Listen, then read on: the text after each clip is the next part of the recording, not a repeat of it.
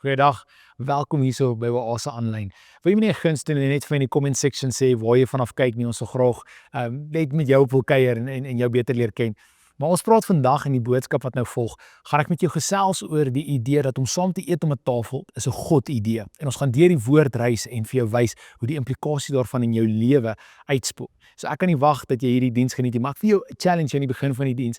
As jy hierdie diens klaar gekyk het, kry iemand om saam te gaan eet om 'n tafel. Ons wil nie net hê jy moet die woord hoor nie, ons wil hê jy moet die woord doen. So, al is jy daar by die huis, dalk is jy nog in jou pyjamas, staan op, trek aan, gaan eet saam met iemand iets, al is dit by die huis, jy hoef nie te gaan uit eet nie, dit hoef nie baie geld te kos nie, eet saam met die mense wat saam met jou op by die tafel is. Dis vir ons lekker dat jy saam met ons kuier, geniet hierdie diens en groei lekker saam met ons.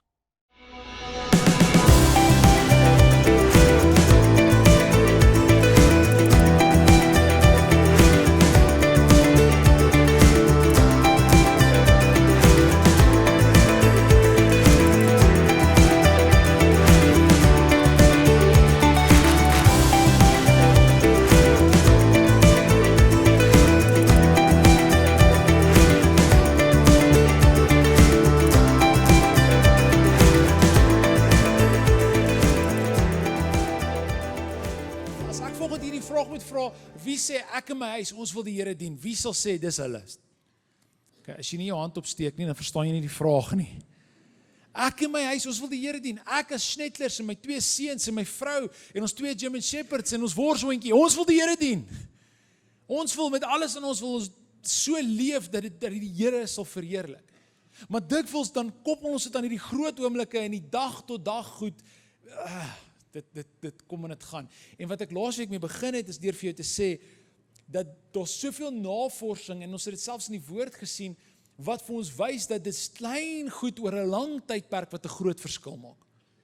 Jy sien net die groot goed hier, klein gewoontes, klein goed wat ek konstant toepas in my lewe en konstant najaag, wat op die einde van die dag 'n groot impak in my dag tot dag lewe het. En so vanoggend gaan ons nou dit verder vat, en vanoggend gaan ons praat oor die krag daarvan om te eet saam om 'n tafel. Kan ek gou vra, wie hier as gesinne eet saam elke aand om die tafel? Ja, groot meerderheid van julle. Okay. Wie wens hulle kan meer saam eet om die tafel? Okay. Cool. So, jy mag dalk vanoggend sê, Marius, jy weet, dit is nou 'n interessante ding, maar hoe bring dit ons nader aan Jesus? Ek is bly jy het gevra, want ek wil vanoggend daai vraag vir jou beantwoord. Maar ek wil begin volgende deur vir jou wêreldse navorsing te wys. En dan gaan ons na die woord toe gaan en kyk wat die woord sê oor die tafel. En dan gaan ons aan die einde van vanoggend kom na die nagmaaltafel toe. Want dit bou soontoe. So dis waartoe ons gaan. So kan ek jou vra om die oë te sluit net voor ek die woord bedien. Wil ek dit graag ons harte voorberei. Here, soos wat ons na u tafel toe kom vanmôre om brood te kry, woord te kry, mag ons harte reg wees vir dit wat u vanoggend met ons wil deel in Jesus naam. Amen. So, die baie bekende universiteit Harvard het gegaan en 'n studie gedoen onder meer as 180,000 kinders. En hulle het die kinders uit verskillende huishoudinge gevat, mense wat baie welaf is, mense wat baie min het, geskeide gesinne, getroude gesinne, enkel mamas, enkel papas, hulle het al hierdie tipe verskillende gesinne gevat, en hulle het hulle gaan kyk wie eet om 'n tafel, en wie eet nie om 'n tafel nie, en wat is die impak daarvan? Want hulle het gehoor dat blykbaar is daar hierdie rumors, wat loop, dat mense wat om tafel saam sit, daar's goed wat met hulle gebeur, wat met ander gesinne nie gebeur nie. En hulle toe 180,000 gesinne gekry, soos ek nou gesê het, verskillende samestellings, wat saam eet om 'n tafel, en wat hulle agtergekom het, was fascinerend. Hulle het agtergekom dat so, die eerste een is dat as hulle meer as 5 keer per week saam sit om 'n tafel, so hierdie kan wees ontbyt, 'n middagete, 'n aandete, 5 keer saam sit om 'n tafel, is dat die kinders, hierdie kinders van hierdie 180,000 wat saam gesit het om die tafel, hulle gesondheid was beter. Hulle algemene gesondheid was beter as kinders wat nie saam gesit het om 'n tafel nie. Hulle emosionele welstand was beter gewees. Inteendeel, hulle het agtergekom dat kinders wat saam met hulle ouers saam sit en eet om 'n tafel, is minder depressief of angstig as kinders wat nie saam sit en eet saam met hulle ouers om tafel nie.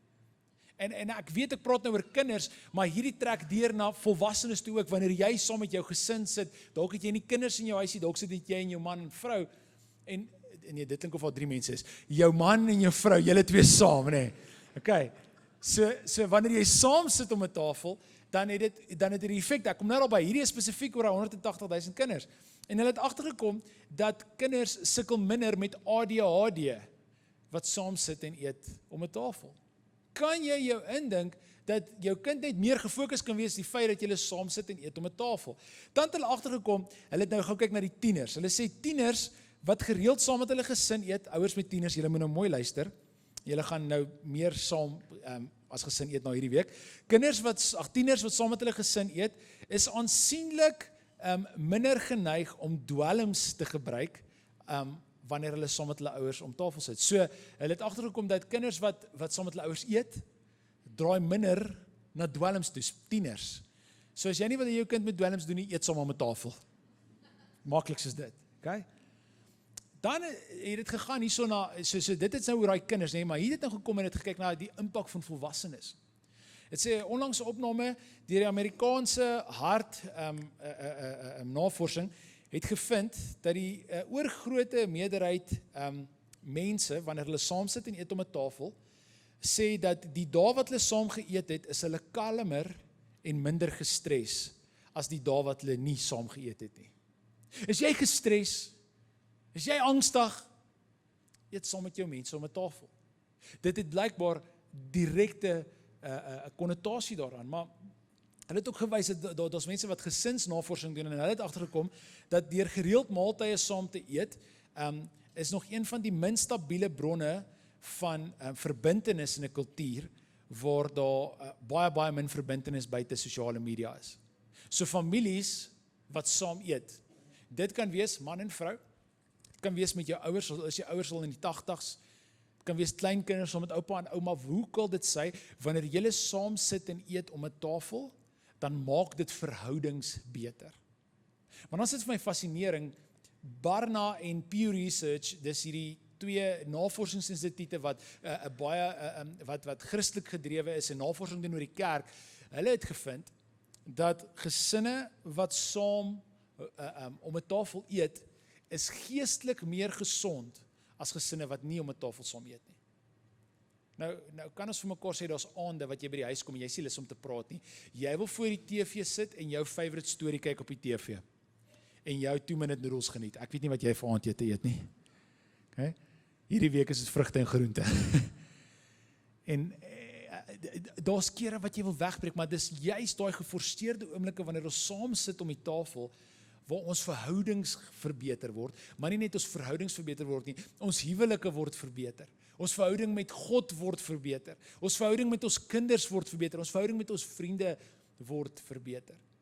Inteendeel hulle sê vriende wat gereeld saam eet, die kans dat daai vriende bly, spring van, ek dink is iets soos 30% na oor die 80% toe, deur net saam met jou vriende te eet. Daarom ons probeer as 'n reël om elke donderdag aand, kom ons as 'n vriendekring by mekaar en ons probeer saam eet. En dis chaos, want die een groep het 3 dogtertjies, die ander het 'n seentjie wat baie besig is, en dan het ons 2 seentjies, en die een is ook baie besig. So dis chaos, dis pandemonium. Jy weet, jy dalk 'n minuut om vir die persoon te sê hoe jou week was, maar ons vriende bly by mekaar. En so ek wil vanoggend vir jou sê, ons het nodig om saam te sit en te eet aan tafel, want wat gebeur wanneer ons saam sit en eet aan tafel, is dit bring ons nader aan mekaar. En dan mag jy weer eens sê, okay Marius, dis alles goed en wel, maar wat het dit met die Bybel uit te waai? En ons kom kerk toe, nie om te leer oor hoe om 'n beter gesin te wees, nie wel, dit ook, maar ons wil nader aan Jesus kom. Ek wil vanoggend jou deur 'n reis vat in die woord, van Genesis tot en met Openbaring, waar jy gaan sien dat die tafel, en saam eet om die tafel, is so 'n kernpunt van dit waarmee God besig is, en deel van die storie van God. En die eerste een sien ons in Genesis 18. In Genesis 18 lees ons van Abraham, wat, hy ontmoet hierdie 3 manne, wat na hom toe kom en hulle sê, Abraham, ons wil saam met jou eet, en hulle sit en hulle eet om 'n tafel. En om hierdie tafel sê hulle vir hom, hoor hierso, jou vrou gaan swanger word, Sarah. Sarah was al wel gevaard in haar ouderdom, met ander woorde, sy was baie oud gewees. Okay? En hulle kom hier, en hierdie was 3 engele gewees, en hy het nie geweet nie, maar hy onthaal hulle, hy nooi hulle, kom eet saam met my aan tafel. Hier sien ons hoe God beloftes volbring, hoe God beloftes gee om 'n tafel. Maar van daar af gaan ons na Eksodus 24 toe. In Eksodus 24 kom God en God gee die verbond vir Moses. En wat gebeur is Moses en Aaron en die ouderlinge, die ou leiers, die manne wat al voorgestap het in Israel, hulle gaan op die berg en hulle gaan bo op die berg en hulle sit om die tafel en eet 'n maaltyd saam. Van Eksodus af gaan ons na Rut toe. Rut is die ongelooflike storie van hierdie meisie wat eintlik sy het nie eintlik 'n toekoms wat vir haar voorlê nie. En sy is hierdie enkel meisie en heel moontlik daar's nie vir haar 'n toekoms nie, maar Boas nooi haar om te kom eet saam om 'n tafel brood te eet om 'n tafel. En wat om hierdie tafel gebeur is nie 'n belofte wat vervul word of die viering van dit wat God gesê het nie. Wat gebeur om hierdie tafel is daar word 'n toekoms ingerig wat sy gaan met Boas later trou en dit gebeur om 'n tafel. En dan kom ons in 2 Samuel 9. In 2 Samuel 9 is dit die fascinerende storie van herstel en genesing wat gebeur om die tafel. Daar's hierdie jong man Mephiboset wat 'n vyand was van koning Saul. En koning Saul was hierdie jy weet hy wou hierdie hele gesin uitroei en Dawid kom en hy kry vir Mephiboset en die verlamde kleinseun van sy vyand Saul en hy bring hulle bymekaar om verhouding te herstel. Kyk gou hoe die navorsing wys wat in die woord gebeur. Daar word verhouding herstel. En dan voordat ek aangaan, hierdie gaan nie op die notas wees volgens nie, maar Psalm 23 sê ek dek vir jou 'n tafel voor die aangesig van jou vyand. So selfs Dawid in die Psalms kom beskryf hy oor hoe hy in God se teenwoordigheid om 'n tafel sit. Maar dan gaan ons verder en ons kom in die Nuwe Testament, Lukas 15, hierdie storie wat ons almal ken. 'n verlore seun, die seun wat wegloop, droog gaan maak, al sy pa se helfte van sy pa se besittings gaan uit partytjie en daar kom 'n droogte en hy verloor alles en wat doen hy? Hy kom terug. En God kom en hy wys iets van genade vir ons om die tafel. Hierdie tafel wat geskep word en dit sê slag die vetgemaakte kalf en hulle sit en hulle vier saam met die verlore seun in Lukas 15.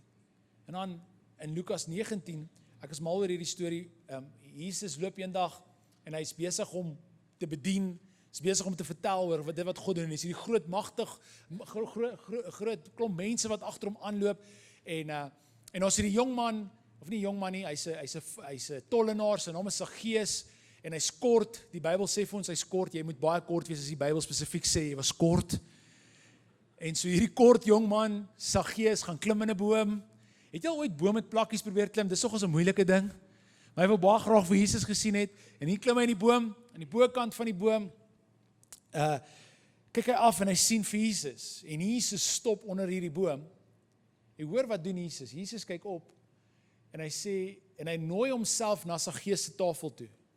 Hy sê Saggeus, vanaand gaan ek by jou huis eet. Het iemand al hulle self al ooit na jou huis toe genooi? Kan ek net gesien, het dit al ooit met jou gebeur? As Jesus dit gedoen het, dan moet jy daai mense vergewe dat hulle dit ook gedoen het, want Jesus het dit gedoen. Okay? En hier kom Jesus en hy sit saam met Saggeus en hierdie ongelooflike ding gebeur om die tafel waar Saggeus 'n sondaar, gebroken, gesteel by mense, kom en hy word herstel. Hy kry nuwe identiteit, hy word 'n seun van Israel genoem. En dit het die mense mal gemaak, want hy het eintlik Israel verraai vir die Romeine. En hier kom Jesus en hy herstel sy identiteit om die tafel. Weereens om die tafel.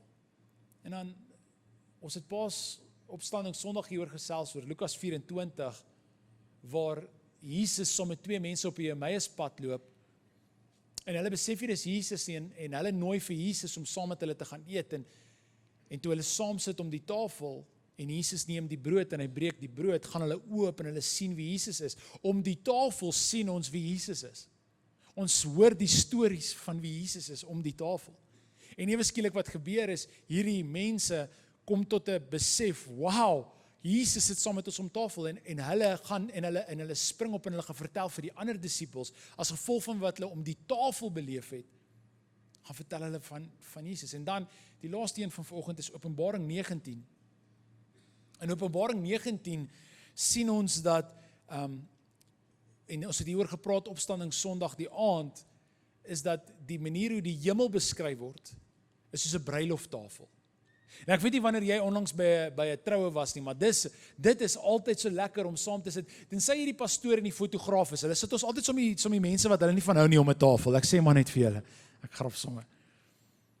Maar dit is gewoonlik familie wat lanklaas saam gekuier het en lanklaas goed saam gedoen het en hulle kom en hulle sit hier saam om 'n tafel en deur saam om 'n tafel te sit by 'n troue is 'n ongelooflike, dis 'n celebration, 2 mense word een. En wat gebeur is, Openbaring 19 beskryf ons dat om saam te sit om 'n tafel, vier ons dit wat God doen. En ons kan uitsien, ek vir jou uit, gaan lees Openbaring 19. Ons almal is bang vir Openbaring. Is die einde van die wêreldboek? Nee, Openbaring is hierdie vertelling van hoe opgewonde ons eintlik moet wees oor die feit dat Jesus terugkom. En dis waaroor Openbaring 19 praat.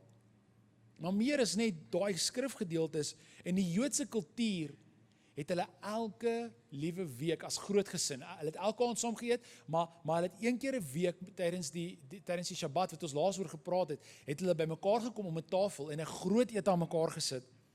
En hierdie was deel van wat Jesus sou gedoen het. En dis waarna ons volgende gegaan, maar wat hulle sou gedoen het om met die tafel, is hulle sou vir mekaar vertel het van hoe groot is God. En gewoonlik sou dit gewerk het, die oudste het eerste gepraat en die jongste het laaste gepraat. En wat sal gebeur is hulle sit om die tafel saam. En oupa sal begin. En oupa sal sê, kan ek vir julle vertel hoe goed die Here vir my was? En hy begin vertel om die tafel, om die etenstafel, hoe goed was God vir hom hierdie week, of hierdie maand, of hierdie jaar, of wat se stories ook al. Partykeer is dit stories van way back, maar hy vertel dit. En dan die oudste kind het dalk vertel oor hoe die Here hierdie week in sy besigheid gewerk het. En so het dit afgegaan en elkeen het vertel. En dit het gebeur om die tafel. Leonard Sweet het 'n boek wat hy geskryf het, From Tablet to Table, wat hy praat oor die hele hart van God is om van nie net te gaan van 'n klomp reëls op 'n tablet nie, maar te gaan na 'n tafel toe, want om tafel gebeur daar verhouding. Ongelooflike boek as jy 'n boek wil lees oor hierdie hele gedagte, From Tablet to Table, Leonard Sweet. En ek wil vanoggend vir jou sê, ons word uitgenooi, nie net om as gesinne saam te eet om 'n tafel nie, maar om saam met God by mekaar te kom om 'n tafel, en dis waartoe ons vanoggend beweeg. En weer eens, ons jaartema, dit wat ons lees in 1 Johannes, is dat as ons sê dat ons Jesus se volgelinge is, sal ons ook doen wat hy gedoen het, en wat Jesus gereeld gedoen het, is hy het om 'n tafel by mekaar gekom. En het ek nou vir jou gewys, reg van Genesis tot en met Openbaring, hoe die tafel 'n kernpunt is van verhouding wat herstel word, toekoms wat gevestig word, drome wat gewaarheid word, identiteit wat herstel word. Jy sien, die woord is duidelik, dis 'n uitnodiging aan my en jou, om in so 'n tipe lewe in te gaan, wat ons sê, Here, ek wil my lewe bou om die tafel, en nie op 'n sitkamerstoel sit en te kyk na SuperSports highlights nie, of Jamie Oliver, ek weet nie, of netbal, ek is nie seker wat die Frans, binnelanders. Jy sien, wanneer ons van mekaar af wegbeweeg, en die feit is so strategies in dit, is hoe ons TV's ons al hoe meer begin wegtrek, en ons het 'n reël in ons huis, en dan gaan nou 'n bietjie prakties raak oor dit. Ons het 'n reël in ons huis, wanneer ons om die tafel sit, geen fone nie. Wie het ook so 'n reël in hulle huis? Wie breek ook daai reël in hulle huis? Ek het al 2 keer in my hand opgesteek, hoor. So ons het nou die phone bowl, die foonbakkie, ons noem dit die phone bowl, is vir Gideon 'n lekker ding om te sê. Dis 'n glasbak, en jou foon gaan in die bak. En vir daai halfuur tot 45 minute wat ons saam om daai tafel sit, is ek 100% teenwoordig. Ek wonder hoe sal ons verhoudings anders lyk as ons net 45 minute 'n dag aan die mense saam met wie ons vriende is, of wat saam met ons in ons huisgesin bly, as ons vir 45 minute ons foon een kant toe kan skuif, televisie een kant toe kan skuif, en ons net met mekaar kan praat om 'n tafel, hoe sal ons lewens anders lyk? Het jy al gesien as jy in 'n restaurant gaan sit, en ek weet nie wanneer laas jy in 'n restaurant gaan sit het nie, maar om in 'n restaurant te gaan sit en jy sien hoe die familie met mekaar praat en hulle sit op hulle fone. Jy sien, verhouding gebeur om 'n tafel, en God nooi my en jou in verhoudinge. En daarom die laaste gedeelte, wat ek wil nou met 2 gedeeltes met jou oor praat, is ek wil gaan na Exodus toe en dan wil ek gaan na Jesus wat die nagmaal instel. Maar in sy boek Habits of the Household praat die skrywer Justin Wormley oor die krag van om verhouding te bou met tafel. Hoor hierso wat hy sê. It struck me that the difference between people who happen to live together and families who befriend each other are rhythms of conversation at mealtimes. Luan, het jy hom daar? Okay. It struck me that the difference between people who happen to live together and families who befriend each other are rhythms of conversation at mealtimes. It is remarkable how much the Bible talks about food as a spiritual matter. Sometimes food in the Bible shows us that God is a faithful provider. Sometimes it shows us that God is a generous host.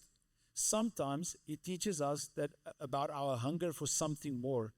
And sometimes it tells us what communicating with God will be like. But rarely is food just about physical nourishment.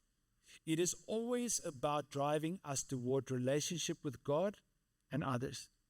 For the family, seeing the role of food in the story of God means that we see food in terms of its end goal, relationship.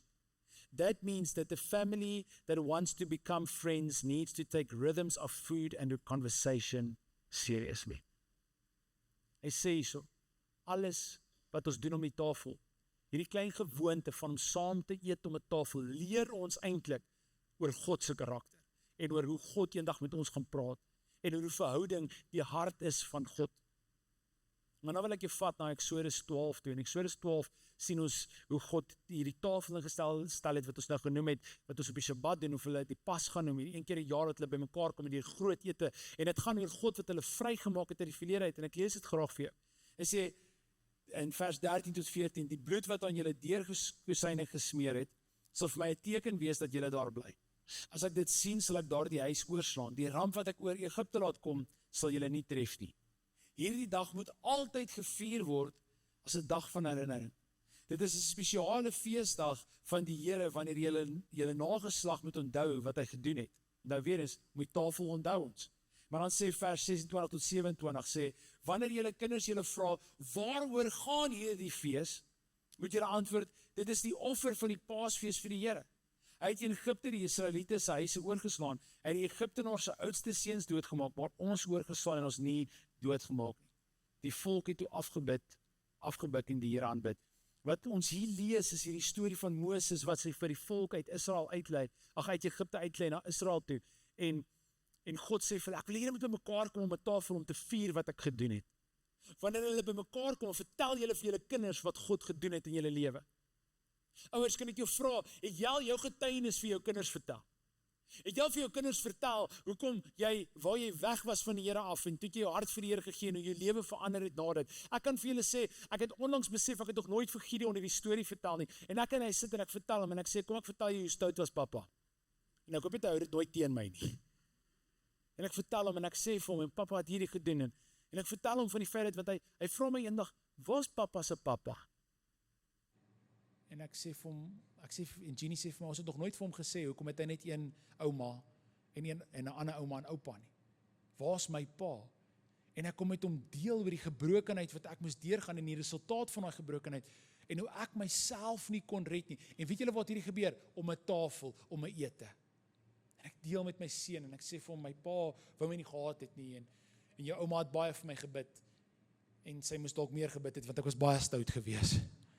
En toe die Here my gered, en die Here het my kom herstel, en nou kan ek vir jou papa wees wat ek nooit gehad het nie, en my kind hoor my getuienis om die tafel. En dit is wat gebeur het in Exodus, is hulle sit hier om die tafel, en wanneer hulle kinders eendag sê, hoekom hou ons hierdie fees? Dan sê hulle, want ons was slawe, maar ons is nie meer slawe nie, ons is nou vry mense as gevolg van wat God gedoen het. Jy sien, dis die Christen storie, ek was 'n slaaf van sonde, ek was 'n slaaf van my verlede. Maar nou sit ek om hierdie tafel en ek kan my kinders vertel dat God het my vrygemaak. En God het my genees. En jy, kan ek gou vir jou sê, jy het 'n storie wat die moeite werd is om te vertel. Want jou kinders word direk geraak daardeur. Jou ouers word direk geraak deur die stories wat jy hulle vertel. Dit is nodig om te verstaan dat wanneer ons saam om 'n tafel sit, dan deel ons oor dit wat God vir ons gedoen het. Ek wil nie net daar praat oor die naweek se rugby span nie, oor dit ook. Maar praat oor wat het God in jou lewe gedoen wanneer jy saam sit en praat om hierdie tafel. Maar Eksodus 12 was net 'n verwysing van dit wat Jesus sou kom doen het in die Nuwe Testament.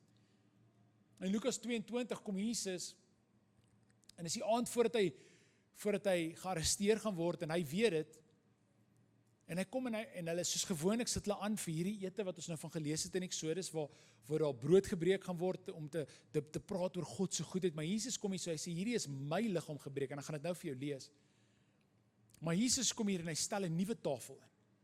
'n Tafel waarna toe ek en jy uitgenooi word, en weer eens wat vir ons wys, wat is die hart van die tafel, en dit sê, Jesus het ook brood geneem, 'n dankgebed uitgespreek, dit in stukke gebreek en vir hulle gegee, terwyl hy sê, dit is my liggaam, wat ter wille van julle gegee word.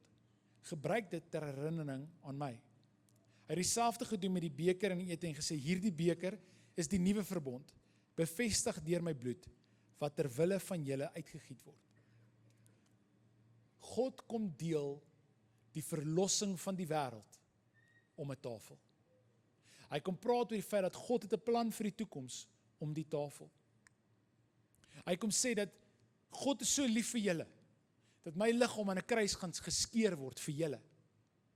Hy sê God is so lief vir julle, nie net gaan julle wonde genees word soos wat Jesaja sê nie. Hy sê, maar deur wanneer julle saam om die tafel die nagmaal gebruik, julle sondes vergewe gaan word, my bloed is gegiet om jou skoon te was. En so Jesus nooi ons uit na hierdie tafel toe, waar ons saam brood breek, waar ons saam wyn drink. Hy sê, hier is waar genesing plaasvind. Hier is waar vryheid gebeur. Want dis wat ons sien in Eksodus, en dis wat ons sien hierso. En dit is hoekom ek vir jou sê, dis so belangrik dat ons as gesin saam sal kom om die tafel, en sal praat oor dit wat God besig is om te doen in ons lewens. En so ons gaan nou oorgaan na nagmaal toe, ons gaan nou die nagmaal bedien. En ek wil jou vanoggend vra, terwyl ons span besig is om dit voor te berei, is, wanneer los het jy besef, dat wanneer ons nagmaal vat, is dit nie net, jy sit hier en is 'n broodjie en is 'n kelkie nie, dis 'n uitnodiging om, soos Psalm 23 sê, by die tafel van die Here te sit, en die feesmaal wat hy vir jou voorberei het te geniet. En ek wil jou vanoggend vra, om jou oë toe te maak wanneer jy hierdie nagmaalkelkie kry, en eenvoudig vir die Here te sê, Here, ek wil aan u tafel sit. Want hoor mooi al die stories wat ek nou net vir jou gelees het. Jou identiteit word herstel. Jou hoop word herstel by die tafel.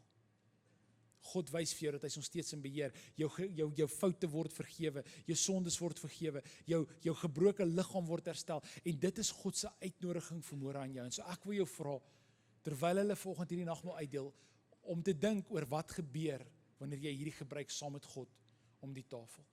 En so span gaan uitdeel, ek wil jou vra, hou dit net vir 'n oomblik, en daarna sal ons dit saam gebruik. Die tafel is nie 'n plek vir perfekte oomblikke en perfekte mense en almal wat alles uitgefigure het. Die tafel is juis 'n plek waar gebroke mense bymekaar kom en kan getuig oor 'n volmaakte God wat gebroke mense herstel. Amen. En so daarom wat ons volgende hierdie nagmaalbroodjie en ons breek dit en ons sê, Here, dankie dat u liggaam vir my gebreek het, sodat ek herstel kan word.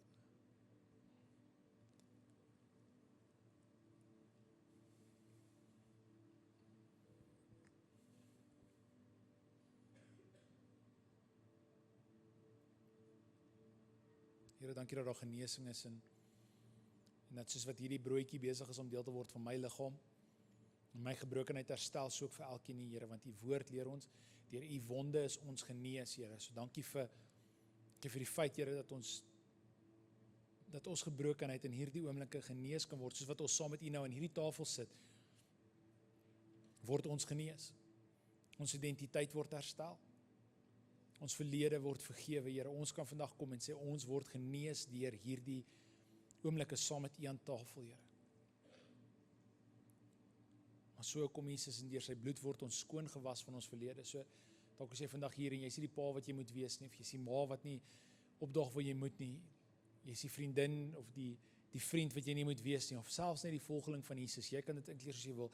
Die woord leer ons dat sy bloed is goed genoeg, is genoeg om dit skoon te was. So volgende kom ons ook en ons word nuut gemaak. Nie net gesond nie, maar vrygespreek van die verlede. So soos wat ons hierdie saamneem, word ons vrygewas.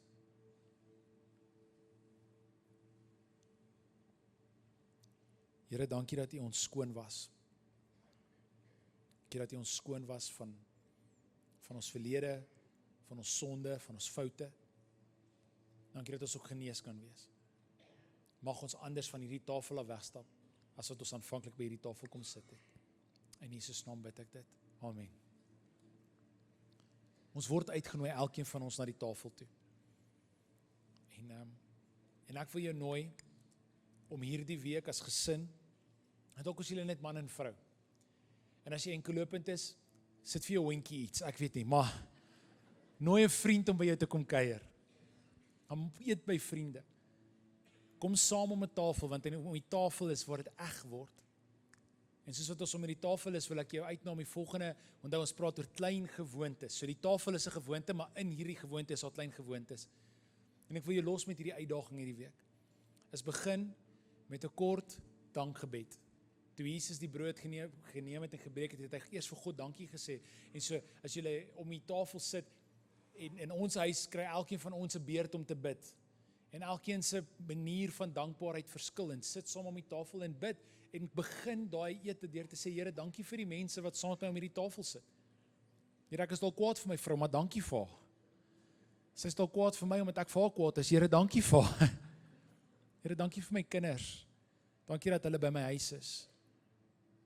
Praat dan nou met 'n oupa wat vir die eerste keer vanmiddag by sy kleinkind gaan eet. En saam met sy kleinkinders gaan eet. En ouma. En hulle kan dankie sê, Here, dankie dat ons vandag saam met ons kleinkind kan eet. Ons kleinseun kan eet. Sê, begin met dankbaarheid, want alles vloei vanuit dankbaarheid. Alles wat ons het is uit God se hand uit. So begin met 'n kort gebed. Dis 'n klein gewoonte. Net sê, Seun, Vader, die voedsel wat ons eet, amen. Jy weet nie dit nie. Werklik, kom breek uit die ritmes uit. En dan, ons het 'n ding in ons huis, ons praat van, wat was jou lekker en jou sleg van die dag? Want hierdie is nou net verraad, veral vir mense met kleiner kinders, of wat met introverte getroud is. Hulle hou nie baie van praat nie. So jy wil 'n oop vraag vra. Oop vraag is 'n vraag wat dit lok antwoorde uit. En so ons het hierdie oomblik in ons huis, wat ons elkeen kry 'n beurt om die lekker van ons dag te deel, en die slegte van ons dag te deel. En hier leer ons ook mekaar beter ken. En ons leer wat is vir mekaar lekker, en ons leer wat is vir mekaar sleg. So ons sit saam om die tafel, en ons deel met mekaar die lekker en die sleg. In Habits of the Household praat hy van, hy sê die roos en die doring. Wat was jou roos van die dag, die mooi van jou dag, en wat was die doring, dit wat jou seer gemaak het, dit wat vir jou sleg was. So dalk help daai beeldspraak jou om hierdie te onthou, soos wat jy om die tafel sit, wat was jou lekker, en wat was jou sleg gewees. En dan vertel van 'n oomblik wat jy God teenwoordigheid en sy teenwoordigheid beleef het in daardie dag.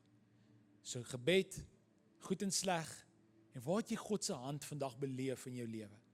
En ek kan nou vir julle sê, in my 7-jarige, amper 8-jarige seentjie, bou hy my week na week uit, deur die goed wat hy sê, ek het vandag God hier beleef. En partykeer sê ek, nee, dit was nie God hier, dit was net jy, chom, maar daai wat jy daar gedoen het, God tree nie so op, en dan sit 'n teaching moment ook. Maar ek wil jou vra, sê, deel dit met mekaar, waar het jy God gesien? En dan, net voordat almal uit mekaar uitgaan, dan sê ons vir jou, dankie dat ons saam kon eet. En dan gaan was jy hopelik die skorrelgoed saam. Maar dis 'n gesprek vir 'n ander keer. Maar ek wil jou uitnooi, gaan hierdie week, gaan sit om die tafel, gaan leef om die tafel, deel die goeie en die slegte, praat, sê vir God dankie om die tafel. En dan elke keer as jy om die tafel sit, dan dink jy aan hierdie wat ons net gedoen het. Dankie Here vir u liggaam wat vir ons gebreek het. Dankie dat u ons uitnooi, omdat die navorsing wys dit wat die woord ons sê, dat om die tafel word 'n verhouding herstel en verhouding verdiep. Mag ons as gemeente meer saam sit om tafels en verhouding met mekaar deel. My laaste uitdaging aan jou is die volgende. Identifiseer een ander gesin wat jy lanklaas saam geëet het of nog nooit saam geëet het nie, en nooi hulle vir 'n ete na jou huis toe. Ons het die voorreg gehad om donderdag aand het iemand ons na hulle huis toe genooi vir die eerste keer, en jy weet, en hulle kinders ek het hulle kinders nou die dag getrou, en nou bring ek my 2, en John Mark is tans 'n riller. Julle, daai man hardloop en gooi goed en slaan en byt, en dis die fase wat ons in is. Nou moet ek hom vat na ander mense se huis toe. En dit was vir ons so lekker om by ander mense. Ek weet nie of ons gaan terugnooi nie, maar dit was so lekker gewees om by ander mense te gaan eet en saam met hulle te kuier en net te beleef wat dit is om saam met, en ons het gepraat oor hoe goed die Here is, en ons het gebid, en ons het hierdie goed gedoen wat ons nou gedoen het, en dit was lekker. En so ek wil jou challenge. Introverte, ek wil jou ook challenge. Praat met jou man of vrou, of praat met jouself as jy enkellopend is, en sê, wie gaan ek hierdie week nooi vir 'n ete? En dan wil ek net hierdie volgende stelling maak. Ons nooi nie mense na ons huis toe, om hulle te entertain nie. Want om hulle te entertain op die beste is, want ons wil hulle eer vir die vriende of wat ook al wat hulle is. Op die slegste is, ons wil mense impress. Dis hoekom ons mense nooi om by ons te kom eet nie. Ons wil saam met mense verhouding bou. En so die doel is, al is jou huis die mekaar en dis chaos en wat ook al, nooi mense in jou spasie, want dan sien hulle, dis nie net hulle wat sy huis so lyk nie, jou huis lyk ook so. En in dit beleef julle God. So mag ons hierdie week saamkom en saam met mense gaan kuier en saam met mense eet. Nooi mense. En as hulle nie hierdie week kan nie, nooi hulle volgende week. Hou aan tot hulle by jou kom eet. Bless jou. Mag jy 'n awesome Sondag hê.